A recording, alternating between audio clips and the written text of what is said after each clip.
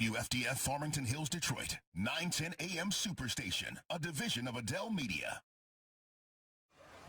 When I grow up, I want to be a new pair of blue jeans. When I grow up, I want to be a kid's first computer. A warm fleece on a I want to cold be day. football I want to be stadium. a bike that races around the country. I want to be a bench on a forest trail. When I grow up, I don't want to be a piece of garbage. And if you recycle me, I won't be. Give your garbage another life. Recycle. Learn how at iwanttoberecycled.org. Brought to you by Keep America Beautiful and the Ad Council. Good morning. You're listening to 910 AM, the Superstation. My name is Robert Ficano. We're going to be joined for our usual panel here. They're coming in via the telephone or going to be here in a minute. I believe on the line we have Police Commissioner Willie Burton. Willie, how you doing this morning? Doing great, Bob. How you feel? Pretty good. I know you're going to be in the studio here in a minute. There's a lot of things going on, starting with the political, the impeachment, to there's been a few issues on the police commission already about some employees that are being paid. We got a packed show today. We have a couple state reps, or one state senator, one state rep that's going to be joining us. Also, I believe Police Commissioner Brown is going to be joining us as well. And then, as I said, Senator Pete Lucido, which will call us in the 9 o'clock hour. He's scheduled to at this point. Has confirmed that he's going to do it. So that's going to make it interesting. I'm sure he's going to have a lot of comments. Senator Lucido's been in the news as of late, but also just in Lansing, there's been the reform with the state of the state, but also concerning the actual bond proposal that the governor can do without approval of the legislature. And I think it's going to result in, over $2 billion. For people that really don't understand what a bond is, it's like when you take out a mortgage, basically. And the mortgage is on the state of Michigan. I'm not sure how many years it's for, 15 or 20, but every year you find the interest payment, and that automatically is going to come out of the state budget. And they say every year before you budget anything, $300 million have to come off the top to pay for the bonds for the roads. The interesting part, at least with that, has to do with it can only be used for interstate highways, which means things such as the freeways and things like that. Not that those aren't needed, but it doesn't touch the local roads, which she needs legislative approval for, and so far they haven't been able to come to agreement for that. But, Willie, before we get to all of that, and I know you're on your way in, who's the favorite there for your pick for the Super Bowl at this point? You got between the Chiefs and you have the San Francisco 49ers, who has a local favorite that is the defensive coordinator. He's out of Dearborn. Played football in Dearborn. I believe he went to Central Michigan. Has coached anywhere from Michigan State to Houston. Had an illustrious professional career as well. That he has climbed the ladder and was, I believe, the finalist for the Cleveland Browns for their job. He looks like the assistant coach has always become a hot pick in the off season once the Super Bowl's over, but who can fill the rest of the remaining NFL jobs. So he'll be an interesting one to see if he'll be able to be picked. But you have any calls on what you're going to see tonight and who's going to win? Well, unfortunately, I'm going with the Kansas City. I was back and forth whether I was going to support the 49ers or not, but I haven't been a 49ers fan since Jerry Rice Day, so I think I would be rooting for Kansas City. KC, let's win tonight. Well, what's so interesting is that my son, who's lived through the Lions years, he is now, 35, and he had to adopt a different team when just from the Super Bowl perspective, and he has always been a 49er fan. So I think all week he's been winning. He's been wearing his 49er gear. But, your heart sort of says, mine does, with 49ers because of some of the Detroit connections. But also I feel for Andy Reid, for him to finally be able to, he's been in Super Bowls, for him to win one, in his current position. He's a coach that has done a lot of winning in his NFL career, and I think he's one that deserves this one if he can get it. And Kansas City probably has the best player in terms of their quarterback. Absolutely, absolutely. I think Kansas City quarterback can get off hot. Can get some nice tosses out there, wide open, and hit his target. I think throwing the ball, short gains, definitely is going to make some big plays. So I'm rooting for Kansas City offense to step up tonight, make some good connections or whatever, as far as eye contact with the player. But also, I believe defense is actually going to step up real big tonight. It's going to be an interesting game. Yeah, so, defense. San Francisco's known for its defense. They say defense usually wins games, but who knows? I mean, the offenses have been so dominant in the NFL the past couple of years. So, plus, we can't forget today is Groundhog Day, and I think with the Trump presidency, it seems like it's Groundhog Day every day. The same, about him trying to insult somebody or whatever he's doing. Looks like they're going to get acquitted in the Senate. I think he really wanted it to happen before he does the State of the Union address, but it looks like that vote is not going to occur in the Senate until after he gives a speech on February 4th. Well, Nancy Pelosi, she went so hard against U.S. Congressman John Conyers, but she didn't take a real hard stand, going super hard or whatever, as far as with Donald Trump. She allowed Donald Trump to have a fair trial, speedy trial, whatever you want to call it. But, the Honorable John Conyers, he didn't have due process, and the way he had to leave office,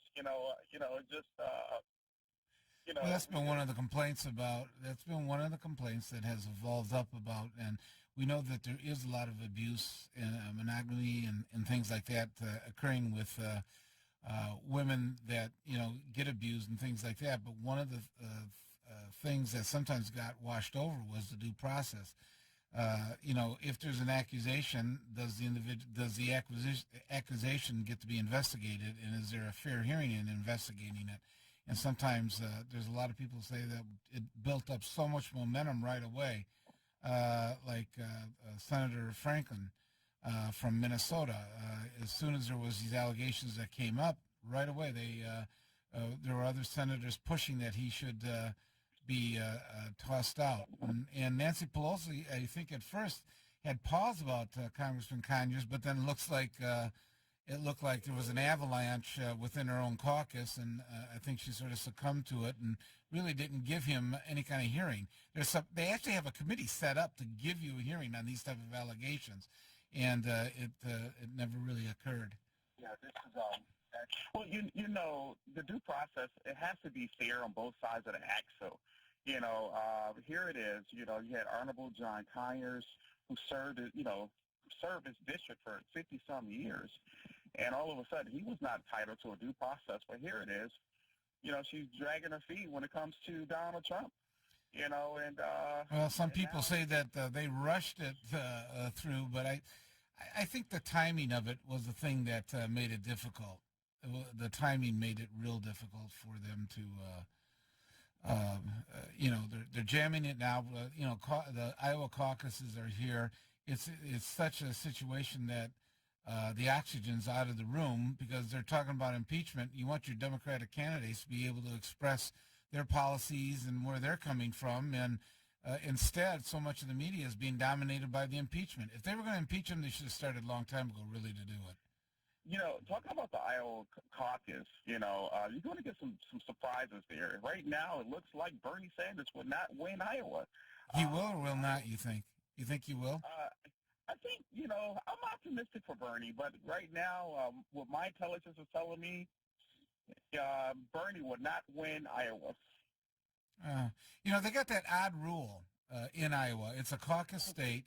So if your candidate in each congressional district, I forget how many they got out there, but in each district, if your candidate does not reach 15%, then that person's delegates can switch to someplace else, to another candidate. So it's going to be kind of odd in the way that it's actually going to be added up. You don't take one vote and then that's the result in the district or the caucus. If your candidate, let's say that Warren does not get 15% in one of the congressional districts, then all her delegates can vote for someone else, which in that case could be Bernie or Biden or someone like that. So, I mean, the rules, how we got to this all-white state being one of the determinations of who our candidate is, to me, has always been amazing. They're not diverse. They don't really reflect, the United States. Yet, as the Democratic Party, we always say they're the first in, and it carries quite a bit of influence with them one way or another. Yes. Well, it's definitely going to be interesting, who pulls up Iowa. But right now, it doesn't look like Bernie Sanders is going to get Iowa. Then you got New Hampshire, and then you have... yeah, he's doing well in New Hampshire. He's of course, it's a neighboring state. I'll tell you what, we got Greg on the line. Greg, you want to join the panel? Hey, Robert, you look fine, Mr. Positive. How Oh, are you Mr. today? Positive. How you doing today? A little bit tired. I heard that phone ring. Am I still on the air? Yeah, you are. I'm not sure what that phone Okay. is. I heard it like a ring. Number one, I'm going to go for KC. You're going to go with KC? I'm going to go with KC. Okay. I'm nervous because I think San Francisco has a great defense, and if they, if Kansas City comes down 2 touchdowns, it's going to turn for a world of hurt. But Patrick Mahomes is second to none. Yeah, he's a phenomenal quarterback. I see that he got edged out by the quarterback with Baltimore for MVP of the year, but there's a whole crop of new quarterbacks that they're mobile, they're quick. It's a different type of quarterbacks you're seeing in the NFL now. Right. Number one, I'm surprised that is that Willie on the other end of our line? Yes. Yes, I'm here. Yes. I'm surprised that he feels that Bernie Sanders isn't going to win because it seems like he's really surging in the polls. Number two, Pete Lucido. Well, you have a chance to talk to him at 9 o'clock. Go ahead. Oh, can I call back in? Yeah, when sure. he's on? Sure. Okay, because he's being railroaded. He's a great guy. I talk to him regularly. He's got a great attitude. There's a political motivation behind this. Number three, is Scotty Boman going to be on today? Yeah, he is. In fact, he's just walking into the studio right now. I got to ask him a question. You got to ask him a question? All right, well, give him a chance to get his headset on. Go ahead. What's your question, Greg? Okay, Scotty, do you believe in a $15 wage? I believe in paying people as much as I can afford if I can earn that kind of money from their work. I believe in a $15 wage. I mean, add it up. How much does it come to that a person, to support a family? Why not a $25 wage? I mean, if they're doing something that's worthwhile that way or more, or $50. Well, the employer, at some point, what you want to watch is that the employer doesn't cut down the number of employees. Well, then they don't overpay. Right, but I mean, at least there should be a living wage of some kind that you're going to pay people. Well, I don't know. If I'm cutting someone's grass, I don't necessarily, have to. It might just be for, going out money if you're living with your parents or something, right? Well, that's all different circumstances. Hey, Robert. Yes. Robert. Yeah. And Scotty, obviously you then agree that the $15 wage should not be forced or coerced. You feel that market should bear it. Am I correct? Not for me. I think there's a minimum wage, and it's if it's $15, that's what it should be. What? Scotty, set him straight. I'm of the opinion that no one should. What the key word you used was forced. I don't believe anybody should be forced to do anything. Well, you got to look at poverty and childhood poverty and working poverty.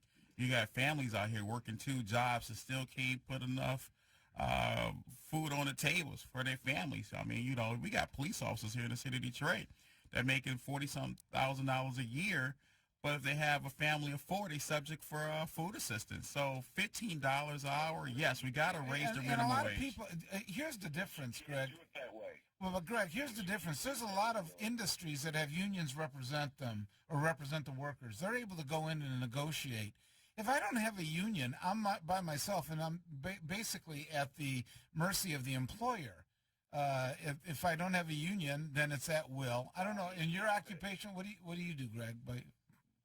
Okay, now, Bobby, stop it. What you're doing is, what you guys are doing, if you're doing this, is you're hyperinflating the money. You're not letting the money in the market dictate, because by definition, what's the definition of a price? Talks about how much finite resources that we have. Bear with me, I just got up, so I'm not all there, but Jimmy's going to be calling in, hopefully, and he's going to articulate to Scotty. Oh, we're being team tagged here. I'm not sure. Okay. We can find money to send our troops to war, but we can't raise the minimum wage to $15 an hour so every family can have a workable wage. Come on now. How about instead of using all that money to send troops to war, we let people keep it so they can pay people more? We need to People keep can our die troops more and here. more jobs. Well, Greg, but here's the thing, Greg. I don't know if you're represented by a union or not, but if you're represented by a union, you know that there's going to be a certain minimum that they're going to be able to obtain for you. We're talking about people that are not really represented by a union, and they're at the mercy of the employer. If they want to, if the employer wants to discharge them or tell them that they're gone, with no union and some of those rules, I mean, they can't do it for discriminatory reasons, things like that. But let's just say in the normal course of business, they want to do it. You got a problem at that point because you have nobody representing you, and you're saying, I think we need a pay raise, and they say, you know what, you don't have a union, you're out of here. Well, now, here's the thing, you guys. You don't have to be forced to work where you're getting $10 an hour. Like Thomas Sowell said, the great economist, you start from the bottom and you move up. Nothing should be accorded to you just because you think you get the amount of money that you think you want or you wish to have. So if I'm working at a $10 an hour job, and that's entry level, obviously, that's the way it is. There's repercussions about the decisions you make throughout life. So if I have a family of 4, why didn't I get an education before I had the children? I mean, I'm just talking logically. I'm having one child. I'm not making enough, dear. I'm being a third party, Lisa, my wife. So I can't have 3 more children if I'm only making $10 an hour. Well, I have 0 unless you count the Yorkies. I'm just saying, you guys, Rand's got to come into this, Scotty.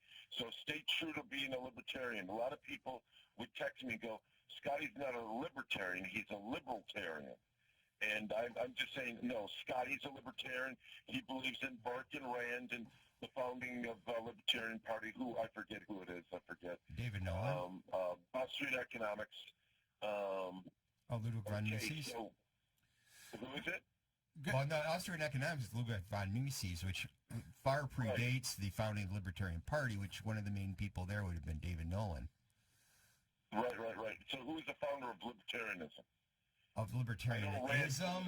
Some people say Lysander Spooner, but that was kind of a different variety of libertarianism. We're getting a little eccentric here on Rand actually never called herself a libertarian, would actually put down libertarians because she thought they were stealing her philosophy, which, I mean, gee, I don't mind if people steal my philosophy, right? Greg, real quick, Trump is doing great. Oh, my goodness. I know you had to end it up on a bad note. Go ahead. Witnesses in. He what? No the witnesses? What's he afraid of? What's he afraid of?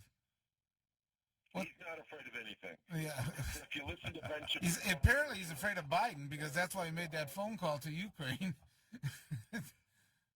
I mean, if he's not afraid of anything, he's certainly afraid of Biden because why did he want that investigation into Biden and everything else? Do you honestly believe in your heart he was concerned about corruption in Ukraine? That's just it. Now you're reading into what you're thinking he's thinking, Bobby. Problem is he doesn't think very much, okay? He shoots from the hip. What are you guys going to have for the Super Bowl party?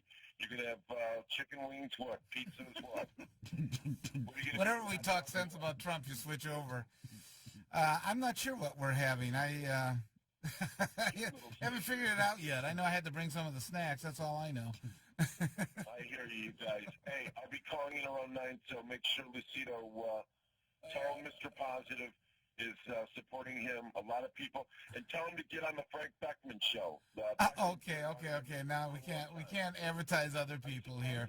All right, Greg, take care. We appreciate it. You have a great Sunday. It's great that out of all shows, Senator Pete Lucido was coming on the Robert Ficano show, so it's always great to have him on. And I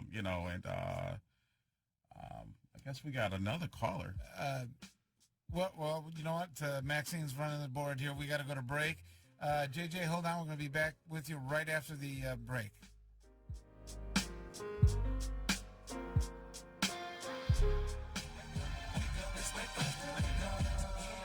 It's the Grammy Award-winning American rap sensations Bone Thugs and Harmony.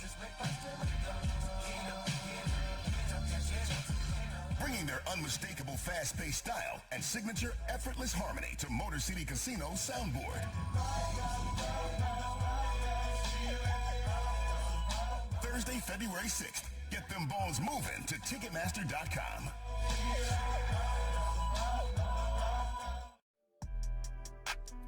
I am Michael Garrett, CEO of CNS Healthcare. CNS Healthcare has been serving Southeastern Michigan for over 17 years. We are happy to announce our newest youth services clinic, which is conveniently located at Joy Road in Greenfield. CNS Youth Services devotes treatment to children ages 7 to 17. CNS Youth Services specializes in treatments for depression, anxiety, substance abuse, and other mental health needs and supportive services for youth and their families. At CNS Youth Services, you will always experience a warm and caring environment as well as highly qualified staff. CNS Youth Services includes group and individual therapy, integrated care, school-based support, and more. We are committed healthcare providers, offering crucial services in the community to our patients regardless of their insurance status. For more information and to schedule an appointment, call 877-211-8611. The Honorable Minister Louis Farrakhan comes to Detroit for Savior's Day, live at the TCF Center, Sunday, February 23rd at 2 p.m. For ticket information, go to NOI.org. Don't miss Minister Louis Farrakhan, Sunday, February 23rd.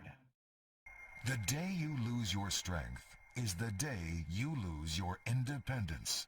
Muscle is lost with age, affecting your energy, balance, and mobility. Before you know it, you're depending on others just to get through the day. But you can reverse and prevent muscle loss. Introducing MyoHealth, a revolutionary proven approach to increased muscle strength and function in as little as 30 days. Live life on your terms with more energy and confidence. After a serious health issue put me down, MyoHealth's getting me back up again. I'm doing activities that I haven't done for a long time. It really works. MyoHealth is a safe, natural dietary supplement, the result of decades of research and 24 human clinical studies. You can live stronger at any age with greater strength, mobility, balance, and energy. Call or go online now and take the MyoHealth 30-Day Strength Challenge. So, you've decided to go to college. That's cool. So, pop quiz. Which is a better way to earn your degree? Commute to college and fill your gas tank, get stuck in traffic, drive in bad weather, try to find a parking space, walk a half mile to class, or learn online at Independence University. In the park on a bench, on the beach on a towel, or on your couch with your kid. Your campus is wherever you want it to be. You don't go to college. College goes to you. That's independence. That's Independence University. You schedule classes around your schedule, and all your supplies, including a brand new laptop and tablet, are included with tuition. At Independence U, you'll learn from professional instructors with real work experience. You'll get personal support in school and employment assistance when you graduate. Get your degree, but keep your life. That's independence. That's Independence University. So if you're really smart, you call now. Call 1-800-556-7791. Independence U for an independent you. Call 1-800-556-7791.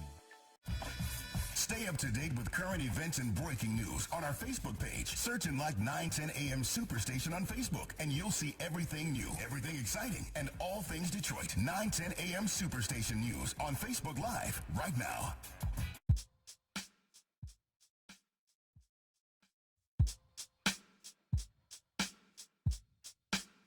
Good morning. You're listening to 910 AM, the Superstation. My name is Robert Ficano, here with Police Commissioner Willie Burton and with Scotty Boman. And we have some callers on the line. We got State Rep Wendell Byrd. But before we get to Wendell, JJ's been holding on for quite a long time. JJ, you're on?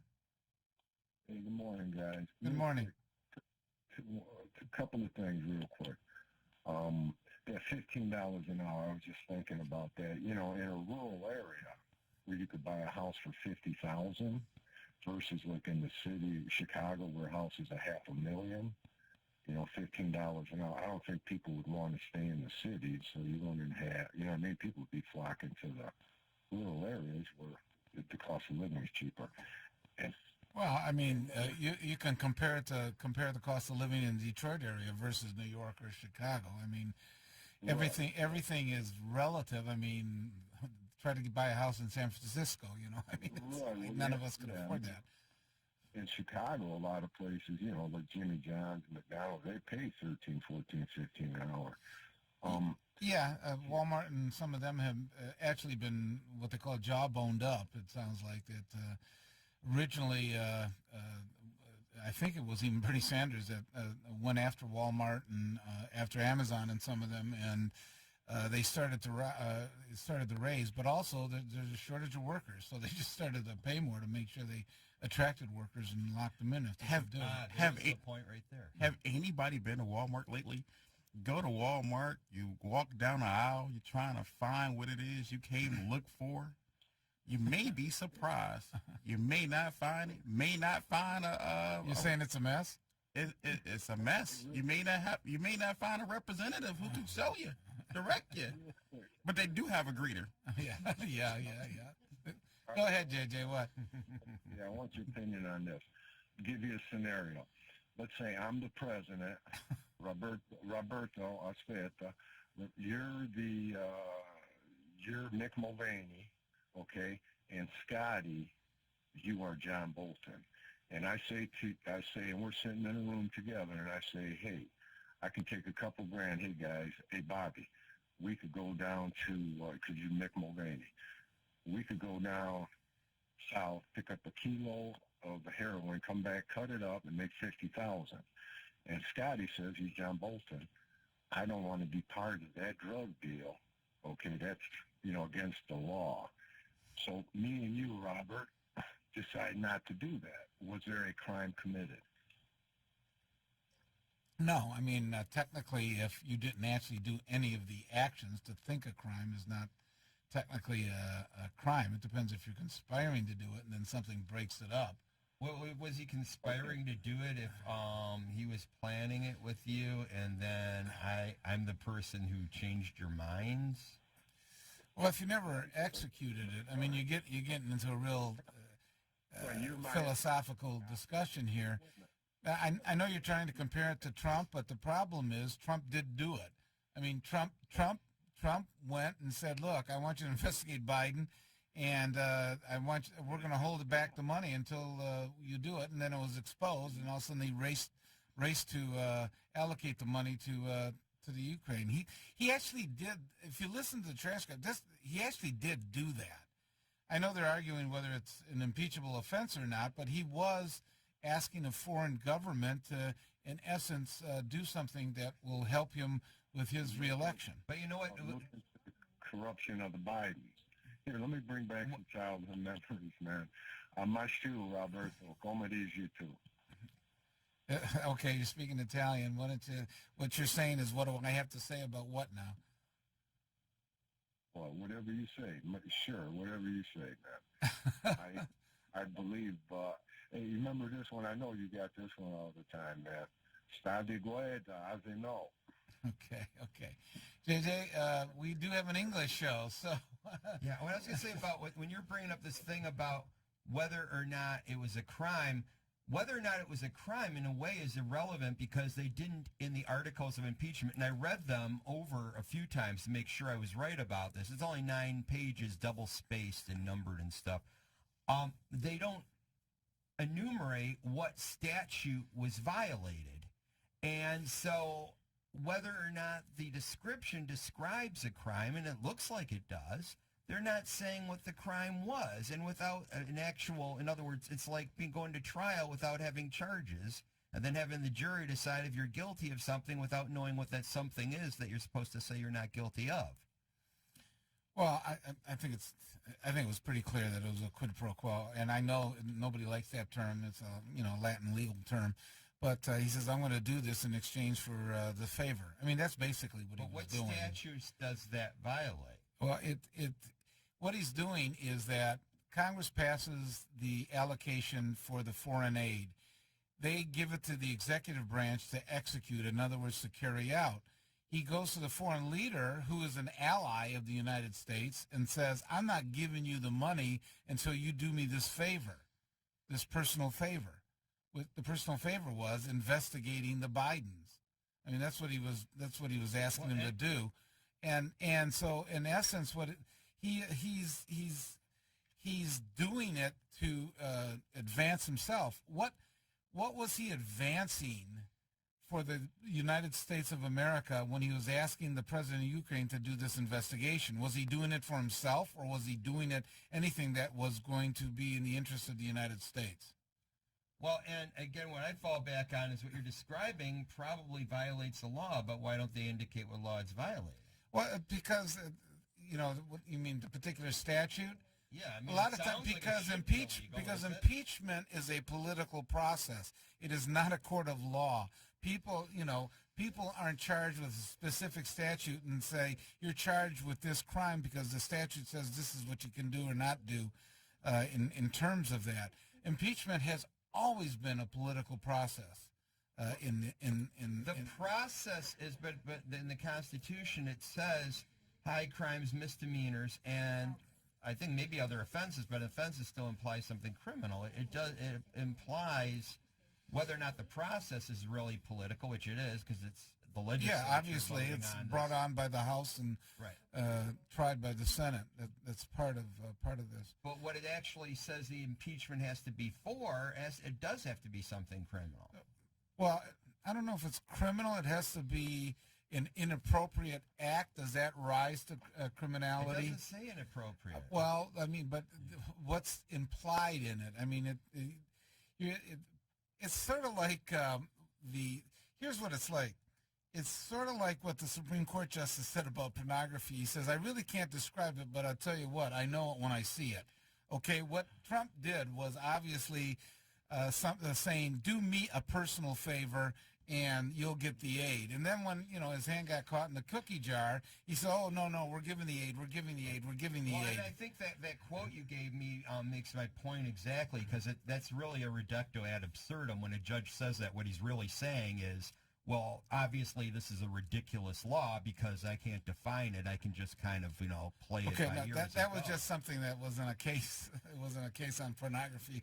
I forget the Supreme Court Justice that said that at this point. I'll tell you what. We have a number of callers and appreciate it. We do have a couple state reps that are joining us, and we're going to, if we can, we have Wendell, Byrd, and Isaac Robinson on here at the same time if we can. Hello. How you doing this morning? Wendell and Isaac? Yeah, I'm here. How you doing? Great. Good morning. We got you both on here. Appreciate it. I know that there's a number of issues that are coming up. We're also going to be joined by, at 9 o'clock, with Senator Lucido.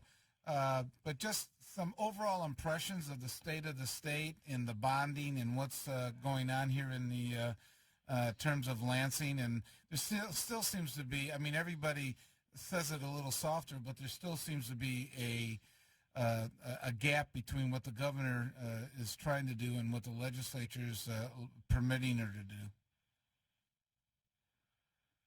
Go ahead, Red Bird.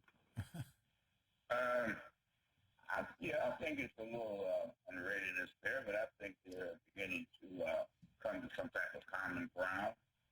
I think she made a very nice move, and she indicated that she was going to move ahead on fixing the roads on her accord, and I think once you take that initial step, that will be enhanced others to come along and join her in a bipartisan method, and let's get the roads fixed. I think that is a good priority for the whole state of Michigan.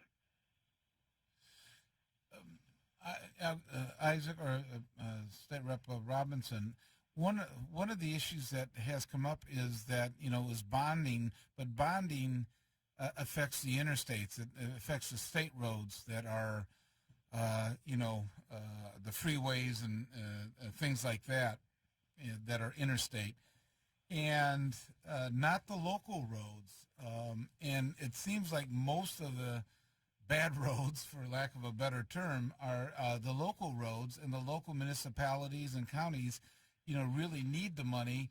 And the other really elephant in the room is Act 51.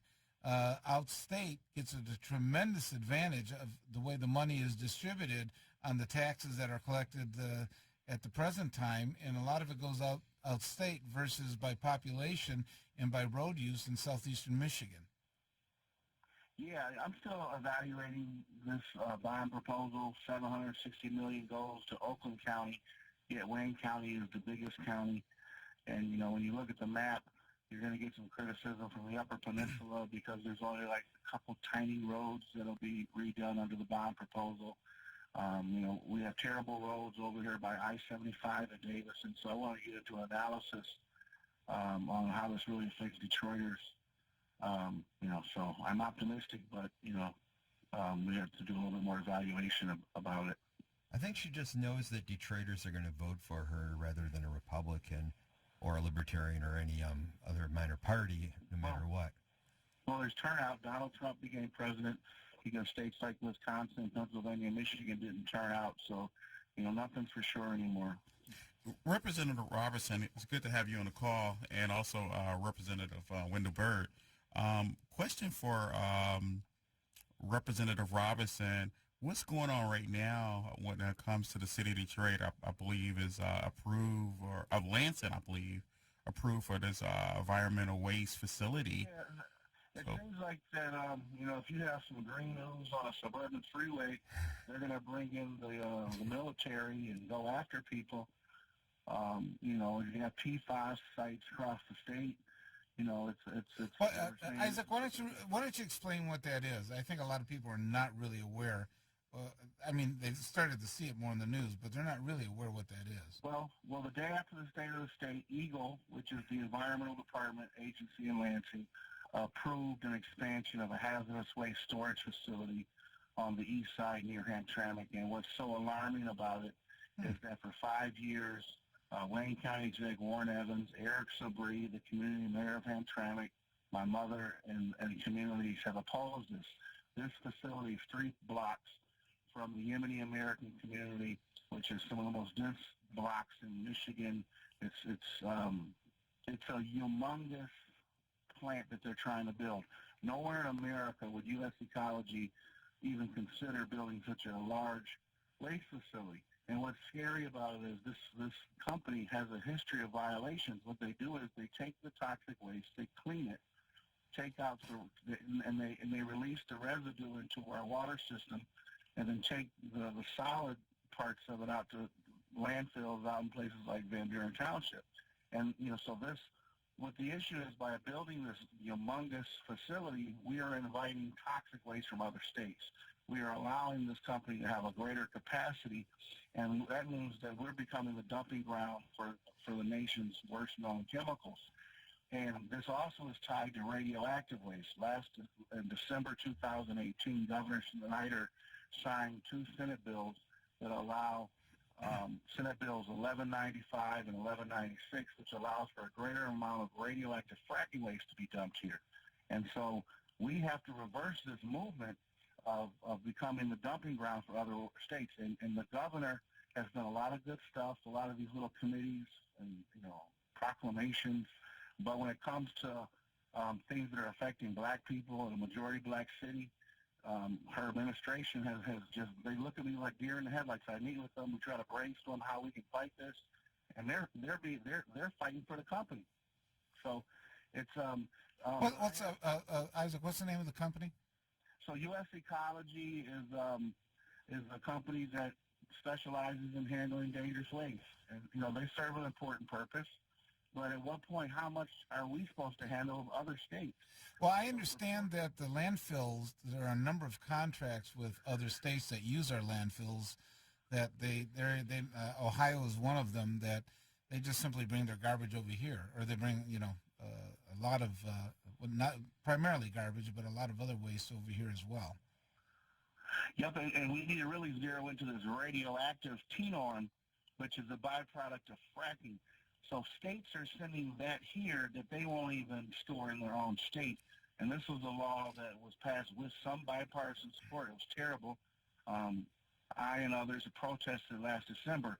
But as they're allowing more radioactive waste to come in, they're also allowing this massive plant where they have dumped excessive amounts of cyanide, arsenic, mercury into our Detroit water system. This is all verified by the Great Lakes Water Authority.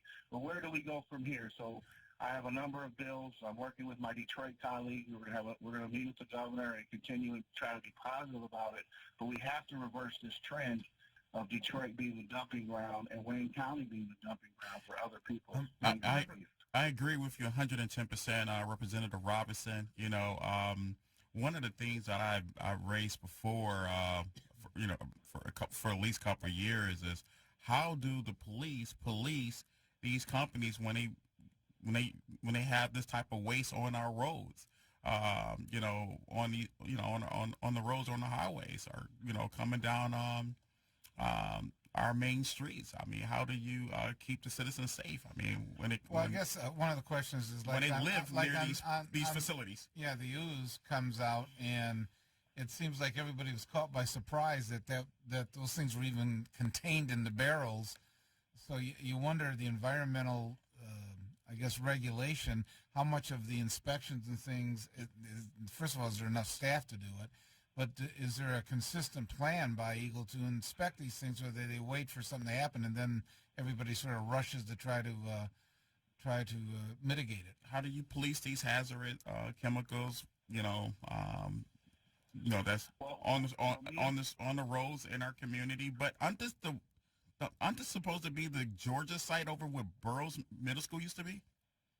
Yeah, this is the Georgia site. They're expanding their facility from 40 to 60,000 gallon tank capacity to 770,000 gallons. Nowhere in America, except in the black community, would this even be considered to be put in by this company, a bad actor. And Eagle has declared Detroit the capital for dumping toxic waste through this approval. Representative, I'm just really curious as to how it is that radioactive waste, you said it's radioactive phenon is the... it's from what, fracking?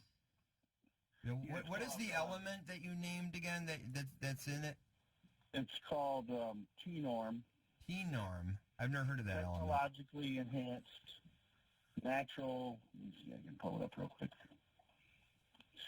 It's an acronym for technologically enhanced naturally occurring radioactive material resulting from human activity that's concentrated.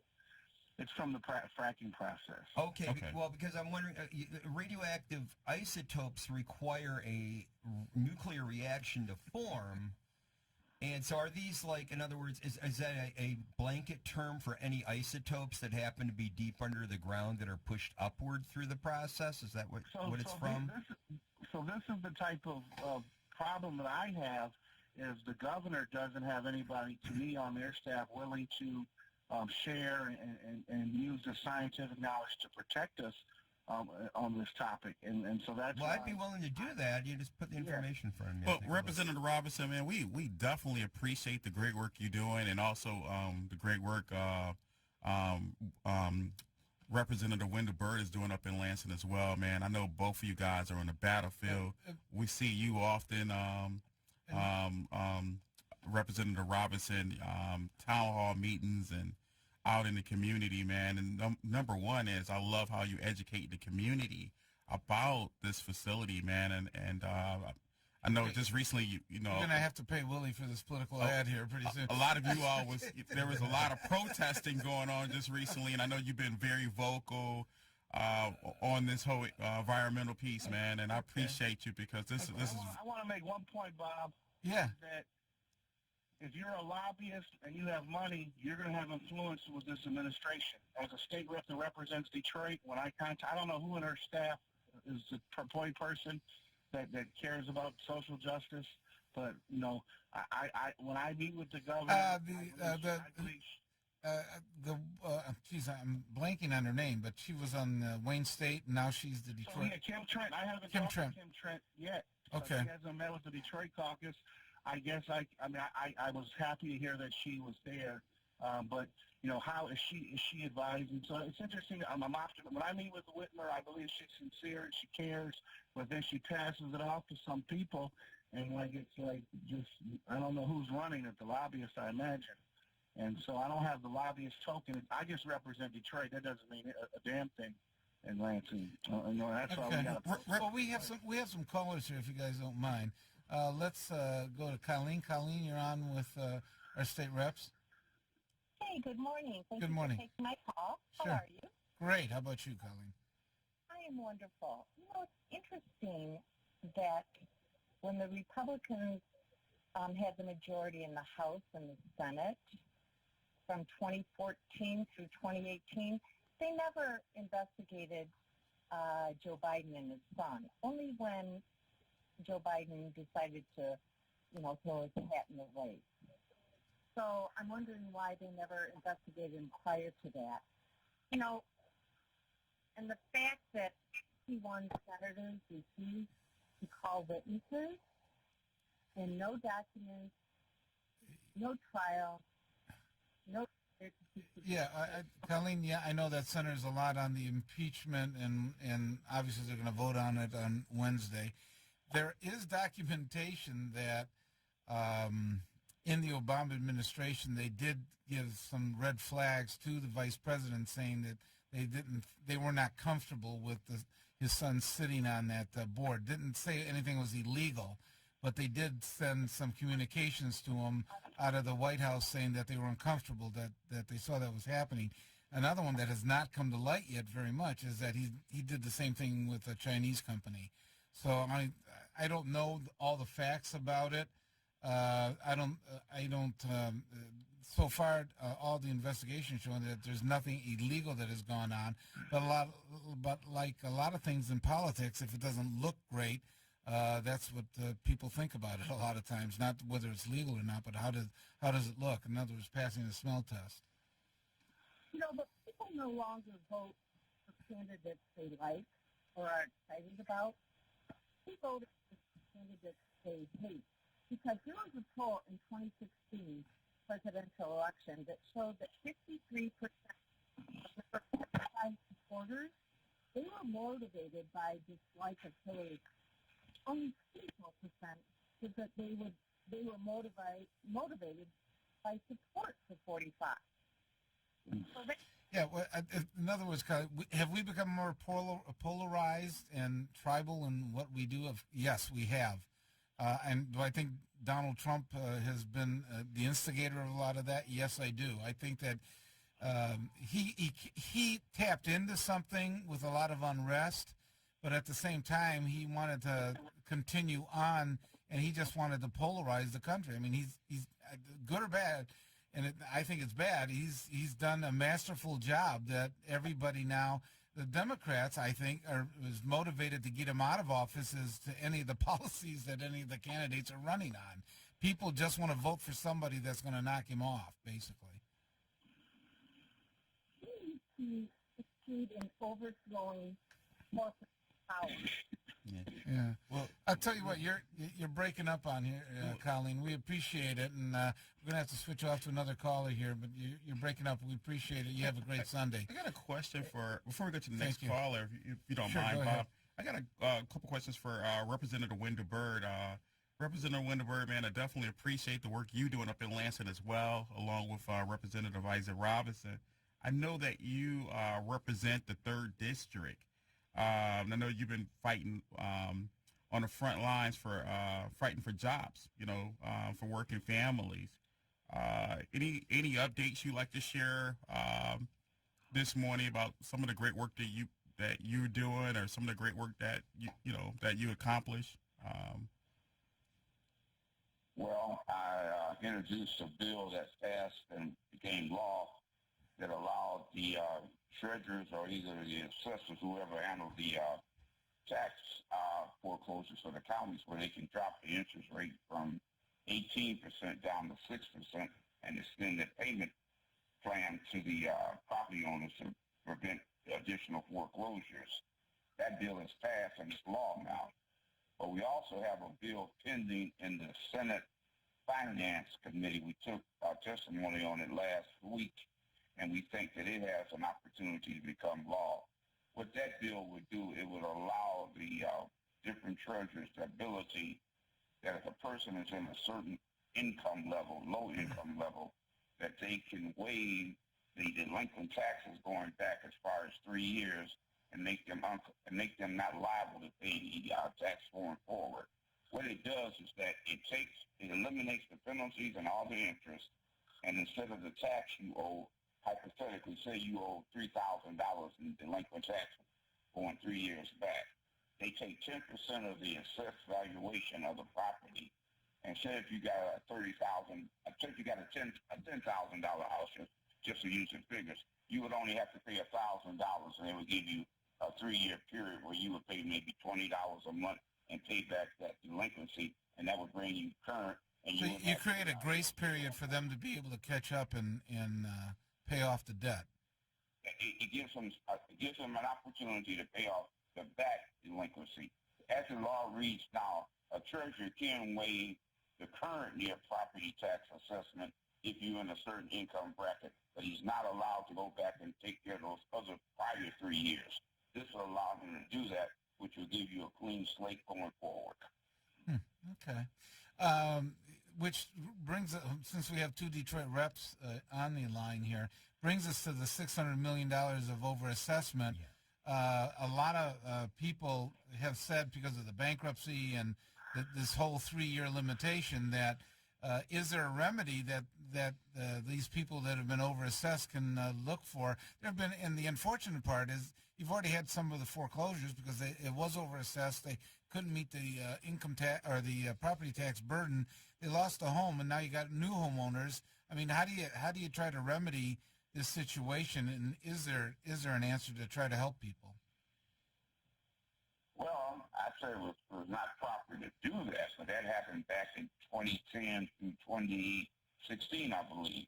I don't know exactly what the remedy is right now, but it's something that I would definitely think should be looked into and see if there's some type of a viable means of making that right and trying to make these people somewhat whole again, because technically they were, as I've been informed, they were overassessed for the value of the property. Subsequently, they were paying additional property taxes that they were not really subject to pay.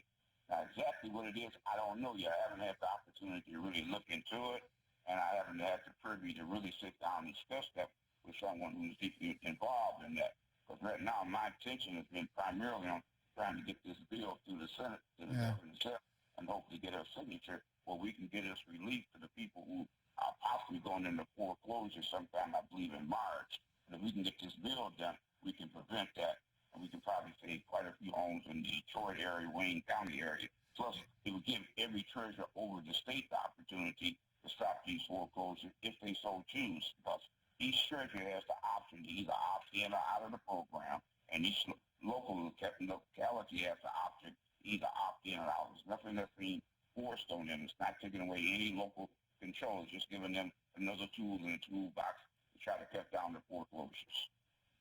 Okay. Isaac, you have any opinion on that, on the $600 million? It's just a matter, we have to look at what's been done in other states.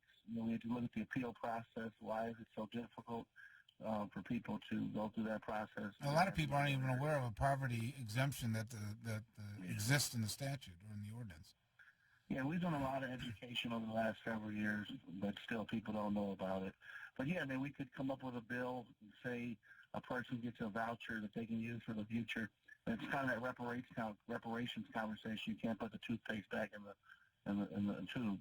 But we can have some conversations. I'm sure Eric's agree, and people like Mayor Duggan who have budgets or don't want revenues to be chopped down. But when people are wrong, we have to look at trying to correct it. And so I'm gonna, Mr. Byrd is a lead legislator on these tax-related issues, so try to do some research and get some guidance from him on how we can approach it. Well, at minimum, shouldn't they at least return the principal over tax, the percentage and fees connected to that, and if they had property taken away from them, replace it with an equivalent value property? That's boy, that gets hard. I mean, people should be made whole. How do you go about it? Yeah, I mean, you start.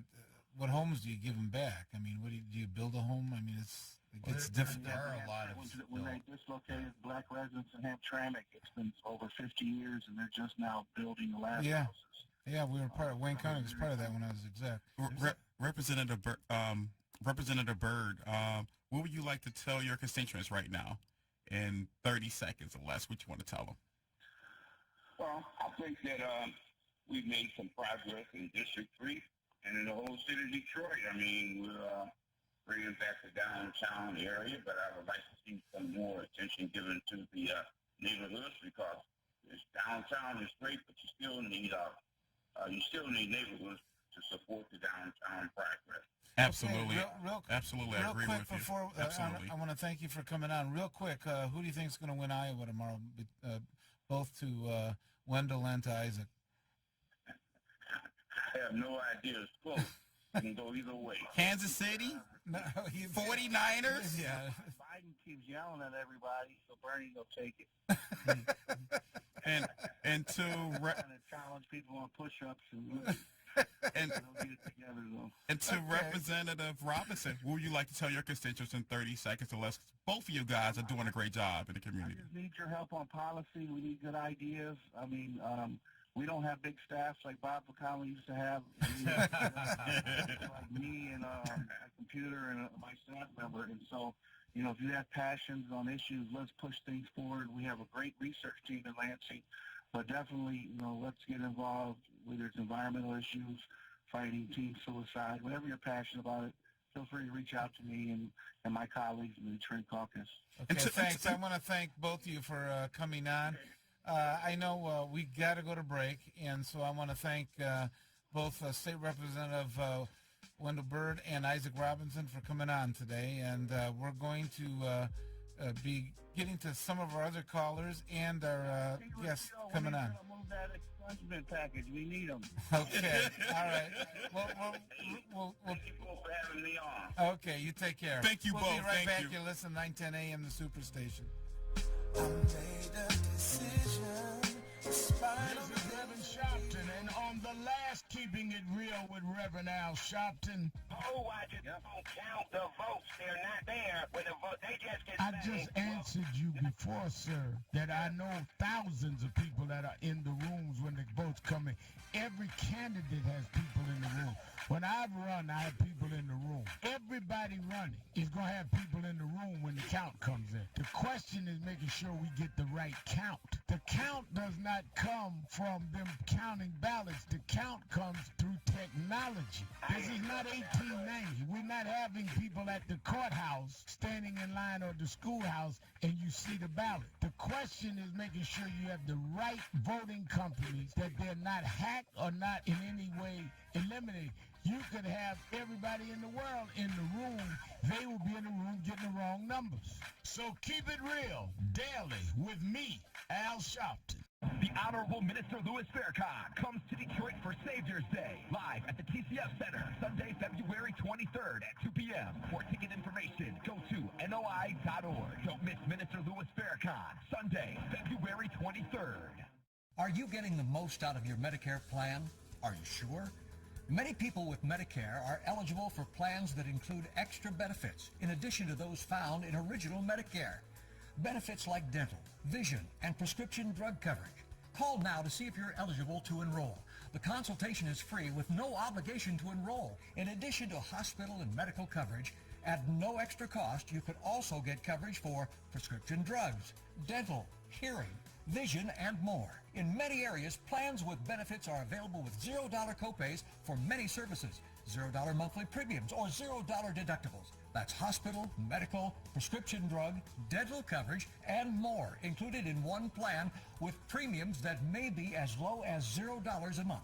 Call now to see if you're eligible to enroll. The consultation is free and there's no obligation to enroll. Call 1-800-571-8580. That's 1-800-571-8580. So you've decided to go to college. That's cool. So pop quiz. Which is a better way to earn your degree? Commute to college and fill your gas tank, get stuck in traffic, drive in bad weather, try to find a parking space, walk a half mile to class, or learn online at Independence University. You don't go to college. College goes to you. That's independence. That's Independence University. And all your supplies, including a brand new laptop and tablet, are included with tuition. Independence U for an independent you. Call 1-800-556-7791.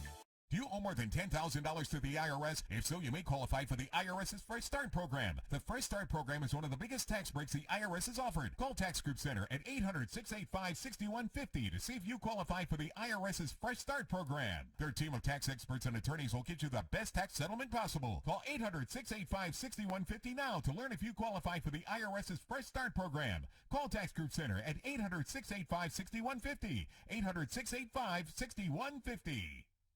Are you drowning in debt?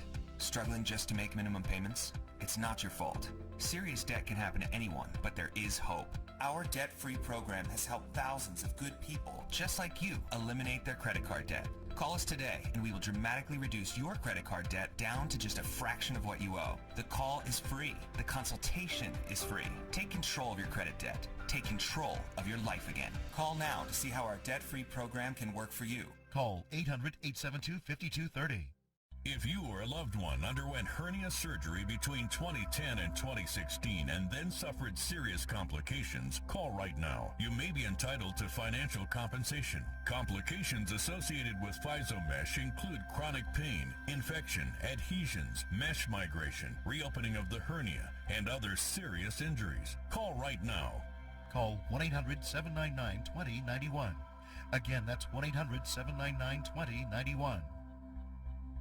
Hi, I'm Hunter Ellis, and this is Atomic Beam USA. Another bright idea from Bulbhead, the ultra-bright, tough-grade flashlight that features tactical technology used by U.S. Special Forces. This flashlight has a feeble 125 lux output. The Atomic Beam USA has up to 5,000 lux. That's 40 times more. We're going to drop it hundreds of feet from this helicopter. It hits the tarmac, and it's still working. That's what I call a tough flashlight. Heavy downpours, mud puddles, even extreme temperatures are no match. You could spend over $100, or the Atomic Beam USA can be yours for just $19.99 with free lifetime guarantee. Order now, you can double it and get a second Atomic Beam USA. Just pay a separate fee, and we'll even ship them to you for free. Atomic Beam USA is just $19.99. Order now. Call 1-800-638-2619 to get your Atomic Beam USA. Call now or go to atomicbeam.com. So call 1-800-638-2619. Deluxe version available. Order now. You must have thrown 1,000 pitches teaching him to hit a home run. Spent countless Saturdays running routes so he could learn to hit an open receiver. Endless afternoons teaching him how to hit the three-pointer. But how much time have you spent teaching him what not to hit? Teaching boys that all violence against women is wrong is one of the most important things a man can do. Learn how to start the conversation at teachearly.org. Brought to you by Futures Without Violence and the Ad Council. Stay up to date with current events and breaking news on our Facebook page. Search and like 910 AM Superstation on Facebook, and you'll see everything new, everything exciting, and all things Detroit. 910 AM Superstation News on Facebook Live right now. 3, 2, 1. You're listening to 910 AM Superstation. We're the hottest station in town. Whatever you need, it's right here on 910 AM Superstation. The most powerful voices in the urban community. The most powerful voices in the African American community are all right here on the new 910 AM Radio Superstation. WFDF Farmington Hills, Detroit. 910 AM Superstation, a division of Adele Media. Good morning. You're listening to 910 AM, the Superstation. My name is Robert Ficano. We're joined today with Scotty Boman, our resident libertarian here. Yes. Police Commissioner Willie Burton as well. We right here on 50,000 watts at 910 AM. AM Superstation, a Robert Ficano show. Okay, all right. Where it gets live. He just got his coffee this morning again. Here we can see. But we are joined by a special guest here, State Senator Pete Lucido, that is joining us. Senator, are you on? Yes, good morning. Good morning. Listeners, good morning. Good morning, good morning, good morning. Is that my good friend, Senator Pete Lucido? You got it, Willie. You got it. It's good to see you, my good friend. Okay. Well, Senator, you know that you've been in the news quite a bit. I think your whole career you've been in the news quite a bit, and you've never shied away from any type of publicity or anything like that. You've always been straightforward and coming on and telling us what you think. I know that there's a fact-finding going on right now, and so there's limitation of what anybody can say about it. There's a lot of Michigan issues we are going to talk about, but I don't know if you want to say anything about the fact-finding going on.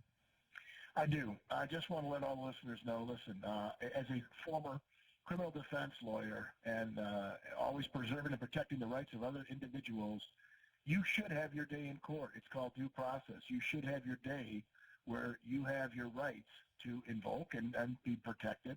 But due process means that you're going to hear both sides of the story. During the fact something that I want to remain until all the facts are in. I want to remain the same way this process, which is this. Allegations are made. At this time, they've got to defend allegations. At the end of those allegations, there will be, and I am welcoming the closure of this so I can say and expound on my part of this whole story that started right after I said I have some interest in running for governor. Stay tuned, everybody. Be respectful because at this point here, you're right. I don't shy away from a camera. I don't shy away from a mic, and I sure as hell ain't shy away from anybody. So give me my chance. Let's conclude it, hopefully soon, in the next few weeks, and then I'll come forward. I was going to say, is there a timetable when I know under the rules? Go ahead. I'm sorry. Yeah, they're in it right now. The Senate, as well as the House, has rules that says that there's a fact-finding at the conclusion of the fact-finding, and there's no time limitations. It's basically after they've all done their statements and everything else. But this should be concluded rather fast because there's not much to say. So I'm looking forward to maybe a couple weeks getting it concluded and moving forward. Well, Senator Pete Lucido, one thing I know about you, you are a fighter. And you stand up for the people, man, and you always do what's right. And, you know, you got my support, man. You're a strong fighter. There's a lot of issues here. There's a lot of... I want to see what you're going to do with this facial recognition. Is it going to pass? Is the bill going to pass? Let's give him one shot at a time. There's a lot of issues. Go ahead. If you got anything on the facial recognition, go ahead, Pete. Facial recognition, as well as don't look in my computer, my iPad, my tablet, my cell phone, unless you got a warrant. Why? We used to, our founding fathers years ago and mothers used to put things underneath their bed in strong boxes, and that's how they lock things away. Today, we lock them away in our computers, our cell phones, and what are you looking at my face for when I didn't do anything wrong? I'm not under investigation. So stop looking at me unless you got probable cause and a warrant to go with it. That's the rule. That's the law. That's what we should all live by. I support it. Okay. Thank you. Yeah, he supported it and lived by it. I had to represent him for it. I just want to ask, because this fact-finding, it sounds like an official process. Now, is the purpose of the fact-finding then to see if you broke any law? Is that what the purpose is for a fact-finding thing? No. The fact-finding is to determine whether or not the allegations are even true, whether or not they're substantiated, and whether or not there is anything that violated any rule, if in fact they confirm that there was those statements. At the end of the day, it's pretty clear that a fact-finding is necessary to make it independent, neutral, and detached from the Senate. And I welcome it, but at this point here, I got to not comment on it until it's done with. And you know what? I'm not that butterfly. I don't like to shy away from where I got to go. So that's right. Give me a chance. Give me a chance, listeners, please. Just give me that little bit of time, and you'll hear the real truth. Senator Lucido, State of the State was this past week. I know we talked a little bit off air, and you said it was probably the shortest State of the State that you've heard in all the ones that you have actually sat through or paid attention to. And what are some of your thoughts on what the governor said and what she's doing in terms of especially the roads, the bonding, and where we're going for that. And she seems to have thrust the local roads back on the legislature and said, I'm going to take care of these interstates with the bonding and local railroads. If you don't like the way the shape they're in, call your state legislator. All right. So give me a chance to speak. Public Act 51 has been around almost 70 years. We're going to celebrate a birthday because it was invented back in 1951 by a man by the name of Dominic Jacobetti that was up north. He was way, way up in the Upper Peninsula. And he designed, and it took him 5 years to get this passed. He designed Public Act 51, and if you take a funnel and just imagine it, putting in the fuel tax money that comes from the pump, the sales tax that comes at less 2%, because that 2% is almost $1 billion on the sales tax on gas, goes to the schools. That's what Lee Chatfield, the Speaker of the House, wants to bring back to the roads. So when Engler was in office, Governor Engler said, our sales tax is 4%. I want to raise it to 6%, but I want to use the 2% of the sales tax on gas to give to the schools. And he did, and that's in Constitution now. That's got to get changed. The only way you're going to change it is if you can find something to backfill. Had we given that extra $1 billion a year since Governor Engler was in over 24 years ago, we would have been able to add better roads. There's no doubt about it. But we needed to backfill the pension and the health care expenditures on the teachers, and that's how we backfilled the debt. I wasn't around, but guess what? They did it that way. So Jacobetti, the great man from the up north area, put in Public Act 51. The last thing is the registration fees. So the three ingredients on how we fund our roads right now is gas tax, the sales tax on gas, the fuel tax, and the registration fees. Senate Bill 27, which I have, says that I want to use just the registration fees, leave them in the counties in which they're collected or where we'll register our cars, and we'll have a lot of money extra for each county to divvy down into their cities and villages to go ahead and fix the roads. And how much are the registration fees a year right now, Senator? Great question, Bob. So we're picking up right now about $1.3 billion. That's with a B for the state of Michigan. We have roughly 7,400,000 vehicles registered, and we have about 42% of those vehicles in Southeast Michigan, Wayne, Oakland, Macomb. In fact, they did a study, the insurance company, and said, we are creatures of habits. We drive 20 to 25 miles to and from our work every day. So we're wearing our roads out in the counties in which we live, because when I got married and bought my house, I bought it close to where I work because I didn't want to spend the time on the road, wear and tear, gas, all that stuff. So the insurance company's already done the study.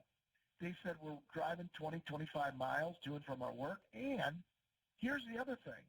If we're collecting like 900,000 vehicle registration in Macomb, 1.3 million in Wayne, and 1.3 something in Oakland. There's a little bit more money in Oakland so they can afford to buy an extra car or two.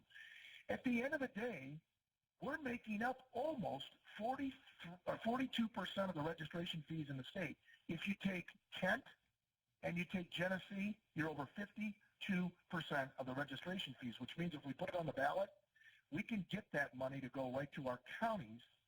And, Bob, it would bring in roughly $170 million more a year in Oakland County, $156 million in Wayne County. This is a year just by doing this. And now, when Governor Whitmer went ahead and bonded at a $3.5 billion, those are only going to the trunk lines. Those are going to the 94, 96. Those are going to our superhighways and not our county roads where we're busting up tie rods, busting up rims and tires. We're not getting it on the freeway. We're getting in our local roads around our own county. That's where we're busting up our cars. And plus, I wish. Go ahead. I'm sorry. I wish she would have given some consideration, because I did have a meeting with her back in March. I explained to her any new money has to go around 51. Two reasons. One is your voters are in Southeast Michigan. You're never going to get voted in again if you don't take care of the roads in Southeast Michigan, because they're the ones that voted you in. Two, that's where the roads are the worst, because we have the highest vehicle counts, trucks, motorcycles, and vehicles. So if you're not fixing our roads, why do we want to vote you in again? Because it makes no sense. Well, I think people, those of us that have been in government, know what Act 51 is and the impact that it's had, where disproportionately, really, the roads, when you look at population and vehicle use on roads, it disproportionately gives the money to the northern part of the state versus what we need in southeastern Michigan. There have been a number of fights trying to level the playing field, for lack of a better word, with Act 51, but it seems like that the outstate legislators are always able to maintain the act the way it is. Two reasons. One is whoever the chairperson is, and normally there's one from up north, they have exclusive authority to bring up a bill on Public Act 51 or not, to modify it. Two, when 51 was put in, it was a good bill, and I'll explain why. We needed good roads to get people up north for tourism, to go ahead, and the mines were open back then. The copper mines were open in Copper Harbor. In addition, that people wanted to start living up there. Michigan had the Great Lakes, and therefore with the Mackinac and everything else, it was the right thing to do. However, it's 70 years later. Give it a rest.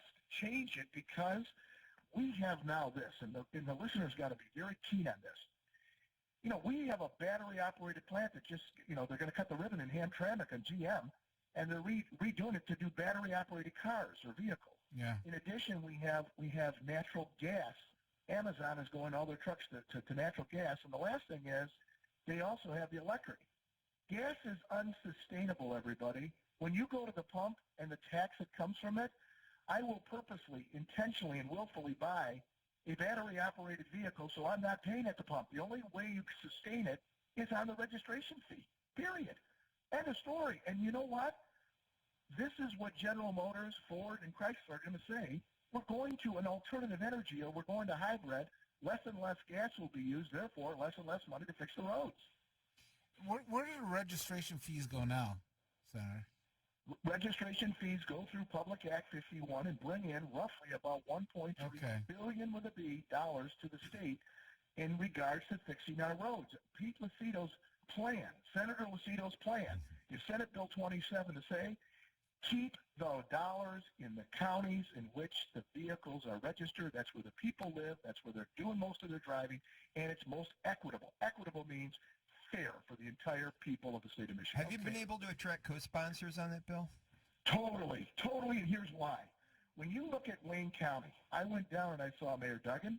I went down and I saw Warren Evans, the executive. I went to Oakland County and I saw Dave Coulter, the current sitting executive, and I went to see my county commissioners here in Macomb. Every single person said, if it brings more dollars into the county and we have more money to fix our roads, why would we go no on something like this? And I said, look, it's not just, there's 83 counties, everybody, in the state of Michigan. Out of the 83 counties, everybody is going to get exactly what they get under 51 or more. And you know how many are going to get more?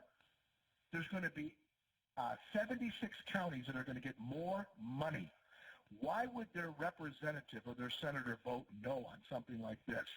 And the up north counties, there's no doubt about it, we're going to give them exactly what they get under 51 so they would not lose a penny and they would be even money.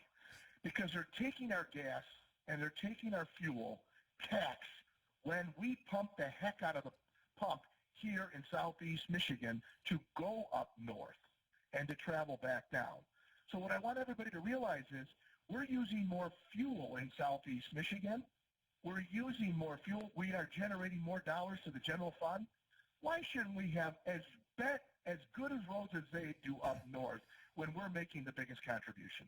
So just so I understand it, all of the registration fees go to Act 51. It's earmarked for that? 100%, Bob, and so does the sales tax on the gas and the fuel tax, which is, that diesel stuff. Okay, so Act 51 is the funnel for all of that. I didn't realize that. All road funding. And then we get some matching dollars from the Fed. So 90%, some say 80, some say 90, depending on what freeway it is. We get all of our federal dollars that go to our freeways. We only put in 10 to 20% to match the dollars to get full benefit of the federal dollars for our freeways. Okay, well, we have some... everybody's... Go ahead. I'm sorry, go ahead. Everybody must realize that, look, there's federal dollars coming down to us. I'm only taking those registration fees and looking at 83 counties. So there's 83 counties in the state. I want just those vehicles that are registered in those counties. Keep your money over there, and we will fix our roads and make them look great and feel better every day we pull out of our own driveway. Because let's face it, I may get up north once or twice, but I'm living my life in Macomb County until I get on the freeway to go to Lansing every week. Yeah. Well, we have some callers, if you don't mind here. James, you're on with Senator Pete Lucido. James, are you with us? Okay, James, we'll get back to you. Greg, you're on with Senator Pete Lucido. Greg? So you guys, you electrifying Mr. Positive. Mr. Positive, okay. Tell us your positive take here. Oh, my God. Petey for governor, that's all I got to say. You make so much sense, Pete. You make so much sense. Okay, Senator, is this a staff member calling in here? What is this? No. Gene's on my staff, but I do like what he's talking. He's fantastic, Bobby. He's so logical. He makes so much sense. He's so intuitive as to how the inner workings of government is, and he's so for the people. That's all I can tell the people out there is that listen to Lucido because the man is brilliant. And as Pete would say, everybody make it a great day. Okay, okay, Greg. Senator, you got your own cheering section there. I like it. John, you're on with the senator and the panel here. All right. Good morning, Bob. Hey, I think this is a constituent of yours here, Senator. I'm in Macomb County. Okay, great. Okay, here's the thing I have with the Governor Whitmire's bond proposal. Okay, she's borrowing money. She's saying it's our house, like our house, and we're going to borrow money on our house. Well, she's playing with our house, and all I think she's doing is kicking the can down the road. I haven't seen the governor cut anything that's non-essential in her government. And that's, I think, the Democrats and Republicans have to do. They have to sit down and figure out what's non-essential and what are the taxpayers paying for, and let's get rid of that and get the lobbyists madder than heck that they can be. But you know what? If it's non-essential, it's not needed, and that's how we get the money to fix our roads instead of coming up with a bond issue. Hey, John, you're in Macomb County? Yeah, I'm a Chester. Okay. So the Lucido family who grew up in Macomb County, 8 kids, mom and dad make 10. If we didn't have it in the bank and it wasn't in the refrigerator, it means it was out of sight, which means we didn't have time to go bond or go bang a credit card. It means we didn't need it. That's the way it works. We didn't need it. You borrow against a stone. You don't borrow against a stone. You don't have the money. You know what? My concern is if we reach a hiccup in our economy, and we're going to have that coming. It's going to happen. I think, Senator, you raise a point. We've been riding, a 10-year accumulation of a good economy. It always dips. It always does.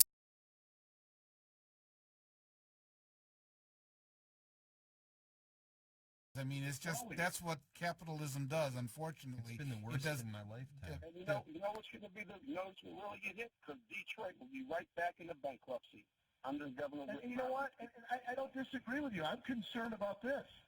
If we are cutting these things like Pure Michigan, it brings less people, drives less traffic to the state of Michigan. If we do hit a hiccup and we have less general fund dollars, where are we going to get the money to fill the bond interest that's coming? And the governor's, meaning the executive branch of government, the governor's office has up to $6 billion that they can take on bonding without any legislative oversight. I'll say it again. She can borrow up to $6 billion on bonds and go ahead and saddle the payments to the state of Michigan without any legislative oversight. Zero. All she's doing is kicking the can down the road, and we all know that kicking the can down the road is not working because there's a ticking time bomb. It's going to hit, and if she gets this money, we're still paying on the bonds that Governor Engler and Governor Granholm both borrowed on. We're still paying on those bonds for the roads. We're still paying on them. Oh, I know and the roads are still busted. I was wondering, is that bill that you brought up about keeping the money in the counties from the registration, is that out of committee yet? It is now in Tom Byrd's committee. He's the chair of transportation on the policy side. I've had a meeting with him and Wayne Schmidt on the dollar side, and they're looking at it. I've had a meeting with Paul Edgeba, who's the director of the Department of Transportation, and he just got on board, this last cycle when the governor was elected. And he said to me, Senator, you're going to take away some money on MDOT's on deal. And I said, Paul, right now, I've seen a lot of orange barrels out there, but we shouldn't be doing roads in the middle of January, February, and March when we're paying double to make guys warm up. This doesn't make sense, guys. We're putting orange barrels out there, doing it in the snow and the sleet and rain. It's not going to get the quality of the road. So we shouldn't be really building roads out there where the guy's going to warm up for 15 minutes to do 5 minutes worth of work. I don't think it makes sense. What both sides of the aisle have to do is figure out what's nice to have and not needed and get rid of it. And I just can't figure out what the Michigan Department of Transportation does. Because we got the Department of Transportation in Washington. What do they do? Their budget right now, everybody, their budget, MDOT's budget's $5.4 billion. That's $5.4 billion. Now, if we build roads 8 months, call it 9 months for the sake of an argument, but we don't build them in January, February, March. We should stop building roads when it's 30 degrees outside. You show me how you're going to spend all that kind of money. You divide the numbers out, you're spending a lot of money. And I said, look, we need to get our local roads in shape, and keeping the registration fees, Senate Bill 27, is the proper way to do it and the only way to bring the money back home. Mr. Lucido, here's one more thing I'm going to say. Overdevelopment. We're overdeveloping, and when overdevelopment runs up, these people that overdevelop don't care. They're just coming in and making money and running. Yep. That's all they're doing. And they're doing it right here in Chesterfield. They're doing it in Macomb County. That's all I see. Okay. Thank you very much. All right. Thanks, John. You have a great day. We appreciate it. Okay. Senator, what do you a lot of the proposals that we've seen, I'm switching a little bit, but it's swinging around taxes again. There are a number of proposals that looks like the referendum is the new vehicle of choice for bringing some of these things up. But there are some proposals that are now in the legislature, or they're looking at. One is like the transportation tax. It's kind of interesting to me, and I mean, philosophically, if you look at it, it's not really a transportation bill. It seems to be a tax bill, and what it says is, give us the money, then we'll tell you what the plan's going to be. I don't think there's been any plan actually attached to it yet that we know of that says, this is what we're going to do with the money. Other than you hear some discussion about buses and stuff, but I mean, would you go to a business, give them your money and say, well, tell me what you're going to do once I've given you the money? It generally doesn't work like that. The other thing that I've heard about this tax proposal for transportation is that special districts can be set up as well. And there have been some people that have looked at some special districts down in Texas and have seen a similar type bill, and a bunch of special districts have been set up for like their utilities and things like that are able to bond through this. I tell you what, we're going to break. If you don't mind, Senator, holding on for just a couple more minutes. We have the lines lighting up, and you're listening to 910 AM, the Superstation.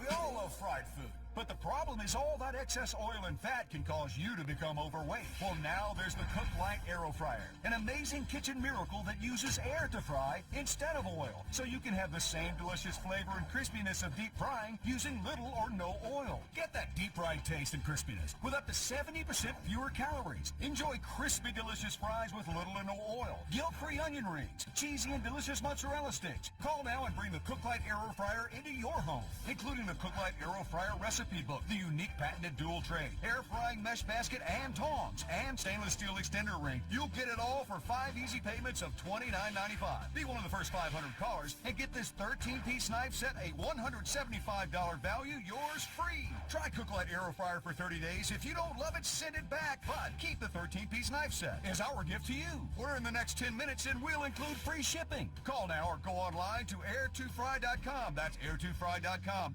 I knew I could get myself out of this. I just needed some hope. and some help. I took the first step to recovery when I made the call. Since 2014, Addiction Hope and Helpline has answered calls for recovery and treatment 24/7, 365 days a year. If you're depressed, drinking, using drugs, or taking pills, call now and talk to someone who cares.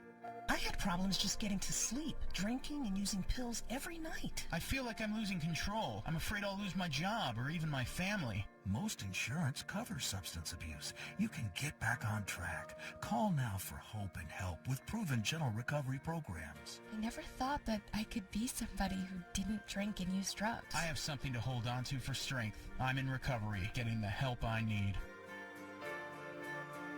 Call 800-379-4799, 800-379-4799. You must have thrown 1,000 pitches teaching him to hit a home run. Spent countless Saturdays running routes so he could learn to hit an open receiver. Endless afternoons teaching him how to hit the three-pointer. But how much time have you spent teaching him what not to hit? Teaching boys that all violence against women is wrong is one of the most important things a man can do. Learn how to start the conversation at teachearly.org. Brought to you by Futures Without Violence and the Ad Council. Good morning. You're listening to 910 AM, the Superstation. My name is Robert Ficano. We have Police Commissioner Willie Burton and our resident libertarian. Do they even have a primary in Iowa? Hello. I'm wondering, are the Republicans having a primary in Iowa? Because as far as the news goes, it sounds like they don't have. I know Trump had a rally out there. I heard that. Actually, yeah, primary. Also, because there are other Republicans running for president besides Donald Trump. Yeah, but I think that horse is out of the barn. It's going to be interesting. Yeah, kind of a fixed election. Real coverage. Listen to this. It's going to be interesting who pulls Iowa out. I mean, this election is coming up for the primary, and eyes on Iowa. But we're also here in this hour with State Senator Pete Lucido, and we have a couple callers, Senator, if you don't mind. First up, we have Robert. Not a problem. Rodney. Rodney, you're on with the senator. Yes, hello, good morning, y'all. Good morning. Thank you. I just want to ask the state senator if he's in favor to support black folks in Detroit, Highland Park, and Inkster. It's some legislation going through Lansing right now about automatic expungements. And they're guys like me and ladies, too. I ain't done nothing wrong. I've been arrested in nearly 31 years. And why do in America they hold it against you for the rest of your life? You brand it. And in them European countries, Holland and Germany, if you don't do nothing wrong for a period of time, they have mercy on you, and they wipe your record clean. As long as you hadn't done something real bad. But I just wonder, do the senators support that? And where is that right now in Lansing? Because I call lawyers. Most people ain't that kind. Just get 2 misdemeanors off. They want about $4,000. They don't have that kind of money in the core city, Okay, Rodney, you're talking to a man that used to do. Can you hear me? Okay, Rodney. Yeah. Rodney, go ahead. Rodney, you got to turn your radio down. I ain't even got it on. Oh. Somebody's got some feedback, but at any rate, let me make it very clear. I used to be a public defender down in Recorder's Court while I was going to the College of Law. On top of it, I believe that there should be a second chance in everyone's life because we are allowed to make mistakes. However, I want to make sure when this thing goes into place, this creature of automatic expungement, because I was up in the legislature, in the State House, when we said not just one misdemeanor, not just one felony, but if it comes out of the same transaction and occurrence, give them a break because they made a mistake during that period of time in their life. In addition, I know how crippling a criminal record can be in trying to have impediments to maintain good employment. So hold tight. I just want to make sure that Wayne County Circuit Court is ready when this thing is launched, that we don't need extra clerks, that we don't need extra computers that have to do the job, because it would be failure if we don't have it set up the right way when it goes through to give the people what they want. I am definitely on board with it. I just want to make sure we have the right mechanisms to go through. And Rodney, my vote if you go for governor and Bob, you being the lawman. I mean, this America. Rodney, we just participated.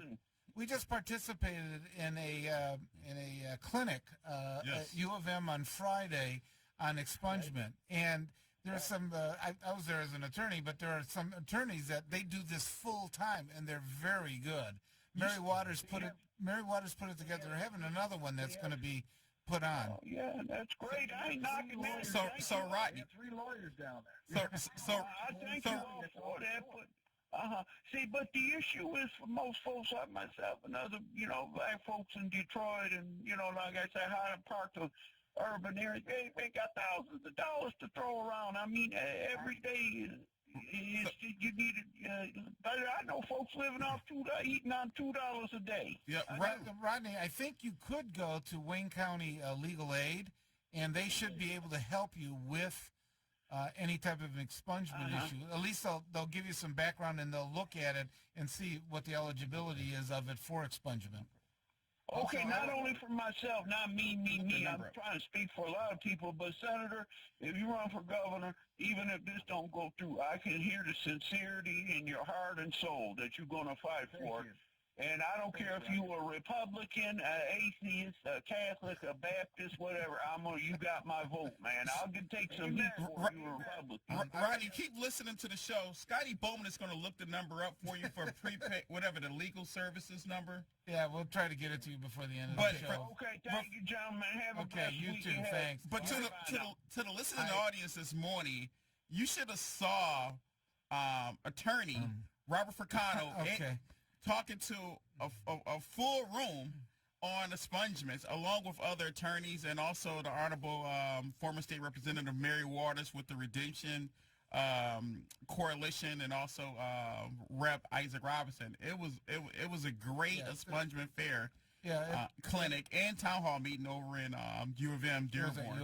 Yeah, I wanted to comment that I think I just heard two issues that came together, and I was thinking about this earlier regarding the road funding and then the expungement.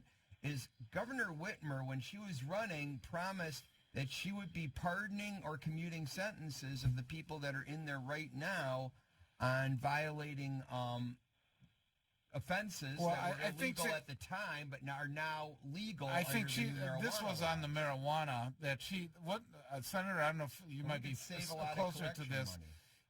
Wasn't there like 300 people that they were looking at commuting their sentences on because of the marijuana? It was a minor amount or something? Let me get it real clean. This is the way it is. We, the people, have put on the ballot marijuana, medical first, then recreational.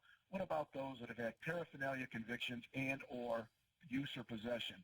Those are automatic. Those are no-brainers. Because if that's the only thing that ever happened in their lives, they should be able to walk in and say, listen, it's legal now. Don't go ahead and keep this on my record because whatever I did back then, you've just made it legal now. Yeah, you're right. There is hundreds of those in each county. The reality is we have to have the system in place that has a computer program so that no one gets pinched in the middle of the system. Let me explain why. I go to Wayne County and I fill out an application. It says if you ever had a conviction. You can put no then. But what happens if it says if you've ever been arrested? Please state. Or you ever had contact with a law enforcement agency? Yeah, and Bob, you know as well as I do, being a sheriff, there is problems then that they're going to face, and I want those cleared up before those automatics go in, because now when they fill an application out, they may be confused as to what they have to say and what they don't have to say, and I don't want them losing their jobs when we're supposed to have this legislation and policy to make them get better jobs.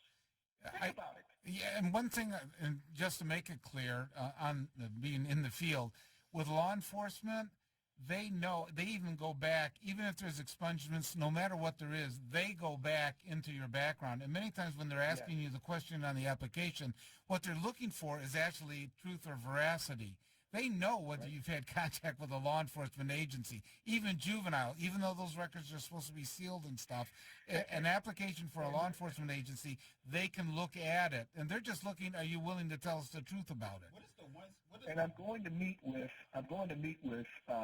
some people on Monday in regards to it because I have a bill in now regarding, are you really sealing those records, or are they going to be able to escape and show a conviction as a juvenile? So I want, if we're going to do the entire expungement universe, and we're going to do it in a way that takes care of juvenile, adult, Because I used to have a lot of grandfathers coming in and say, Pete, I got my first grandbaby coming. I want to get rid of this on my record. I don't ever want my grandchildren to know what the hell happened when I was 19. I don't disagree.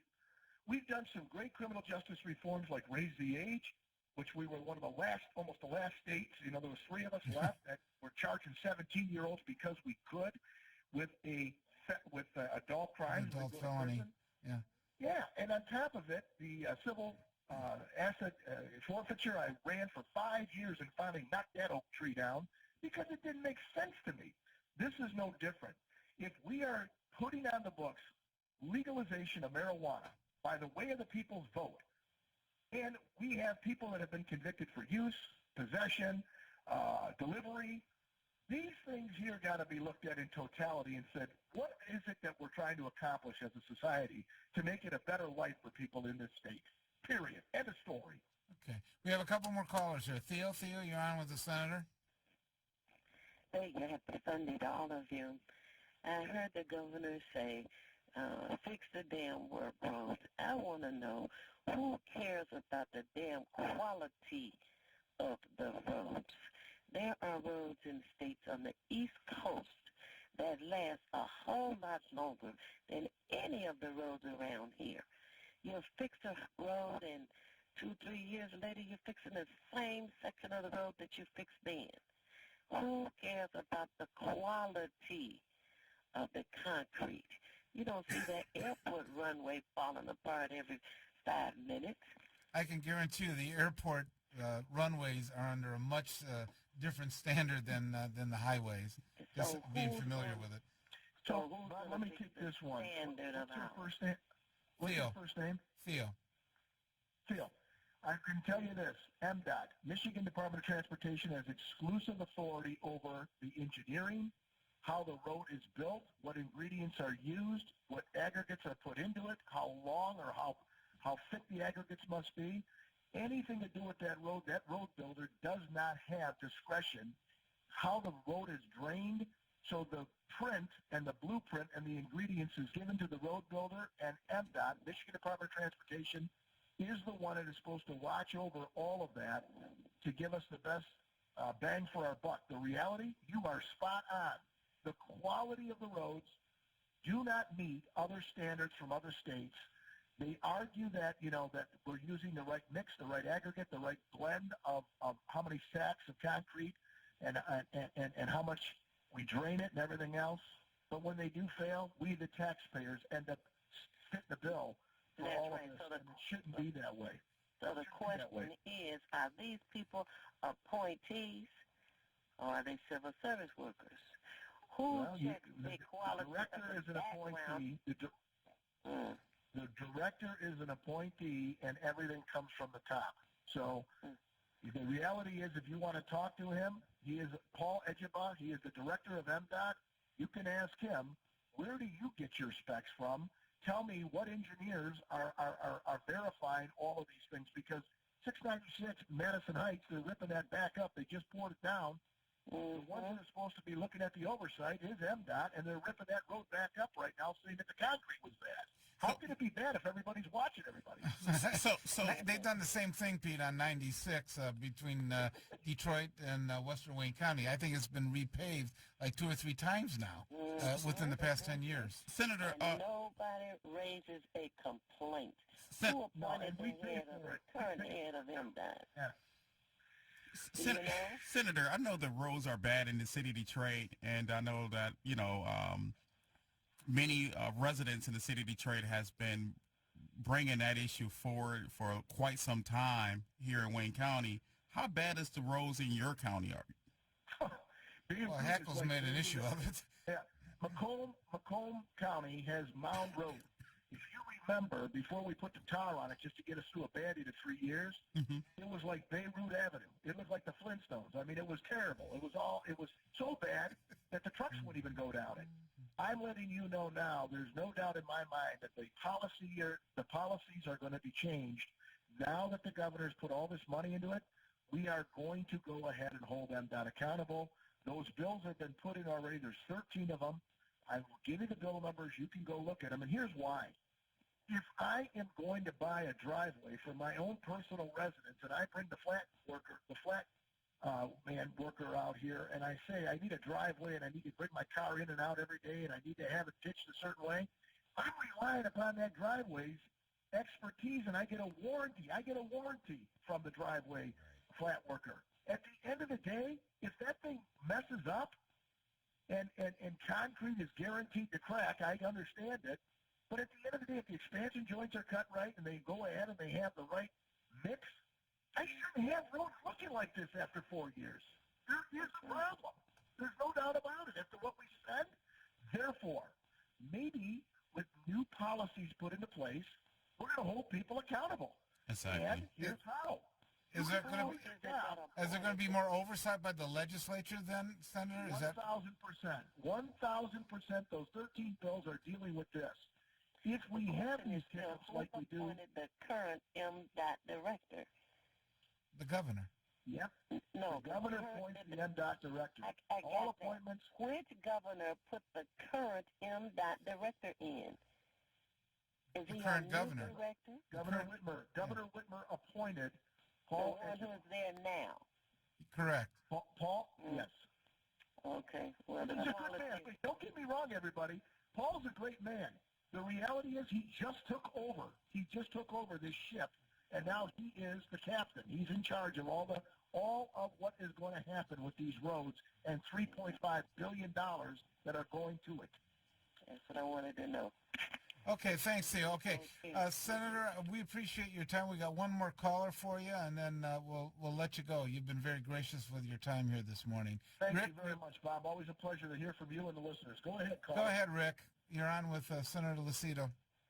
Hey, Senator Lucido, I'd like to say I support that automatic expungement. I first read about it in some criminology books in Europe talking about, dealing with crime and punishment.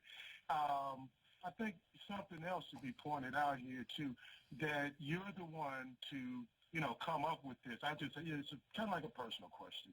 You're the one to come up with this. Was it based on any incoming first-party claims, or you just looked at this and said, and it's possible, that here's a better idea? I want to know that. And lastly, I would just add that, as we continue to do this unburying of skeletons, taxes, and funny roads, and, all of this stuff, I think it's important that the public take note to this, and that at this point, we finally decide that we're going to do something other than file citizen complaints, that we're going to make sure that that data stands to be contrasted with that data that comes in. And I just think that that's, a necessary thing. Now, let me know what you think. May3.com. Thank you. Okay, thanks, Rick. Thank you.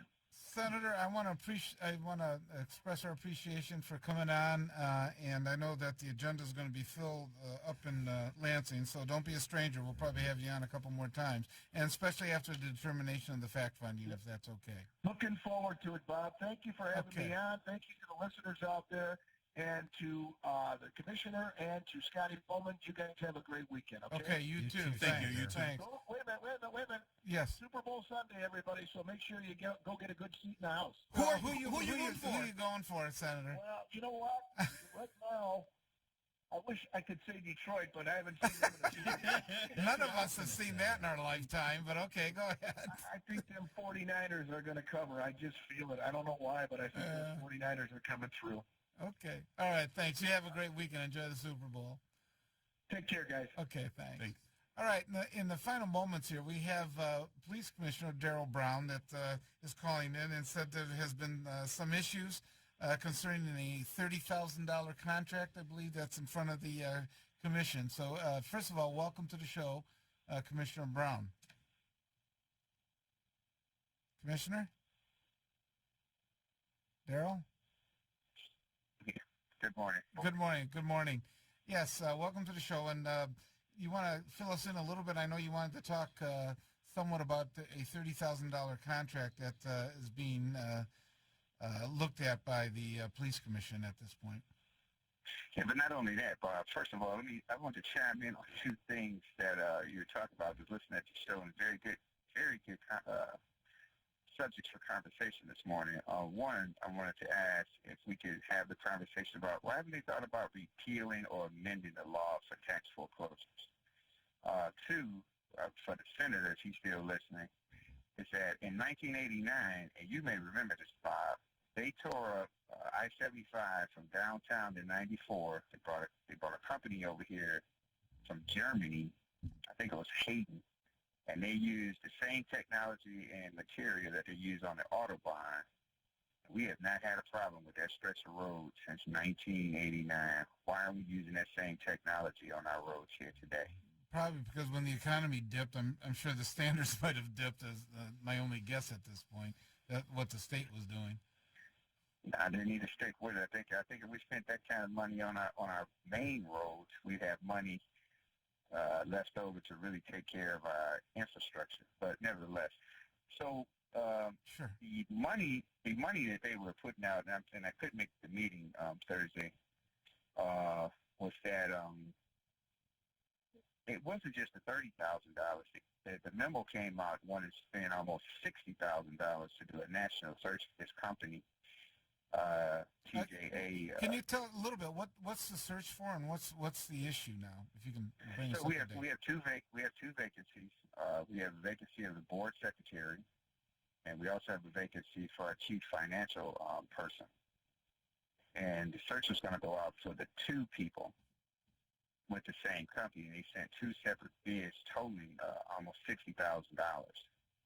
And I started an email telling them I will not support this, and I don't know why we are using a company to do a national search when the person that we need to be searching for should be right here in our backyard. Amen. It needs to be a person from this community. It needs to be a person that's familiar with the police department in Detroit.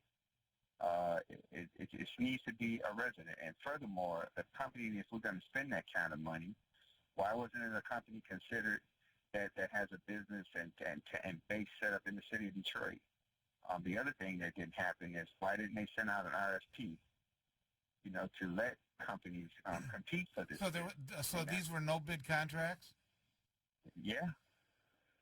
I don't know. Do the rules provide that for a certain amount of money below like $50,000 or something, it can be no bid? I haven't checked, Bob, but I think it's a little more. I think it's less for us. But nevertheless, I mean, we haven't had any discussion on it, and so it just went out. Basically. Yeah, Chair Carter even sent an email saying that this is just informational purposes only. We haven't had any discussion. The next thing I know, I missed a meeting. I guess they figured Brown wasn't here. We're gonna throw this vote out here. And for the record, who is Chairwoman Carter? What's her full name? What district does she represent? Lisa Carter, she represents District 3, I believe. Six, Southwest Detroit, 6. Southwest Detroit. I believe it's Willie Bell that's in District 3. No, Willie Bell is in District 4. But nevertheless, I mean, this was just some stuff that was just thrown together, and we shouldn't have done it. And my questions were, why couldn't we go through the regular mediums of what the city already uses to get people for executive positions? They have a robust HR system that jobs go all across this country, which is free of charge. We could have used social media, which is free of charge. And these are the challenges and things that we're looking at, this type of malfeasance of public dollars that are continue to go Has the on. vote actually taken place, or has the contract been signed, or what's the status of it? So here's the question, Bob. I looked at the video. Only 4 commissioners voted. That meant 2 was for it and 2 was against it. Now, according to the rules, that fails. The motion fails. Now, why the chairperson decided that this motion passed, I don't know. Willie Burton asked for a record roll call vote, and she wasn't interested in finding out who actually won. And that has to stop also with disrespecting the request of a commissioner asking for a record roll call. I think under the Roberts rules, you can request, and it's mandated that there is a roll call vote. Yeah, it's called division, formal, yeah. Mm-hmm. Yeah, and they should do that, and they should make sure they start honoring his request when he asks for it. I mean, because I think that's the only way to really understand how these commissioners are voting. And some of them will sit there and just won't say anything.